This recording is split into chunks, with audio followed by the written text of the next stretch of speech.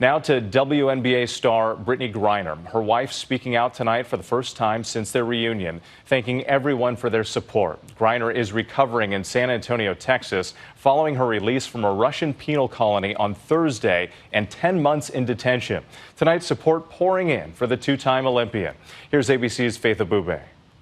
Tonight, for the first time since Brittney Griner returned to U.S. soil, free from Russian detention, we're hearing from her biggest advocate, her wife, Cheryl Griner, thanking supporters on Instagram, writing, quote, "As BG and I start our journey to heal our minds, body, and spirits, I wanted to personally say thank you to some of the hands, seen and unseen, that helped make it possible for me to see my wife again." Russian state media releasing these images of Griner's life in that penal colony, where she started serving a 9-year sentence on drug charges.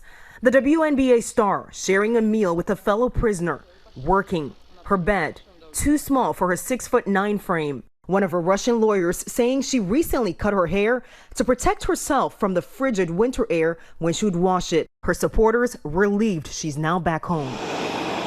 Arriving back on U.S. soil early Friday. You can get letters and you can see photos, but to hear her voice is something we hadn't really done in a long time. And then to see her smile, I mean, that's BG. Griner freed in a prisoner swap with Victor Bout, a convicted Russian arms dealer. Tonight, Bout describing to Russian broadcaster RT that moment he walked past Griner on the tarmac, saying, quote, "I wished her luck. She even sort of reached out her hand to me." Meantime, former Marine Paul Whelan, still in Russian detention, imprisoned for 4 years on espionage charges that U.S. officials say are a sham. The White House under renewed pressure to bring him back home, too. Faith Abube joining us. And Faith, now that Brittney Griner is back home, the attention turns to Paul Whelan. What more are you learning about who the U.S. might consider as part of a prisoner swap?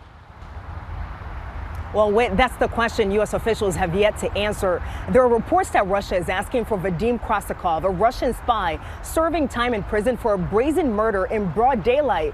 But the reality is he's not a U.S. prisoner. He's detained in Germany, and the White House has declined to comment on whether the Russians have even made that request. Whit? All right, Faith, thank you.